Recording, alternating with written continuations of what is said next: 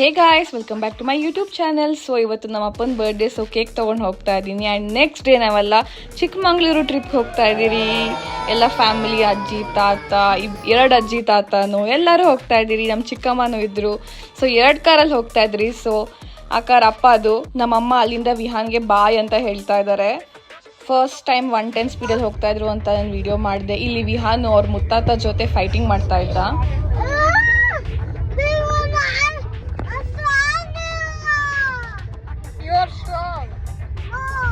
On the way ಬ್ರೇಕ್ಫಾಸ್ಟಿಗೆ ನಿಲ್ಸಿದ್ರಿ ಧ್ರುವ ತಾರೆಯಲ್ಲಿ. ಅಲ್ಲಿ breakfast ಒಂದು ತುಂಬಾ ಚೆನ್ನಾಗಿರುತ್ತೆ.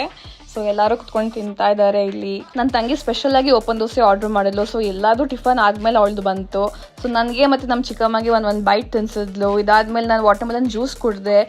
ಇದು ಬರೀ ಪಾರ್ಟ್ 1, ಇನ್ನೂ ಪಾರ್ಟ್ ಬರುತ್ತೆ. So stay tune.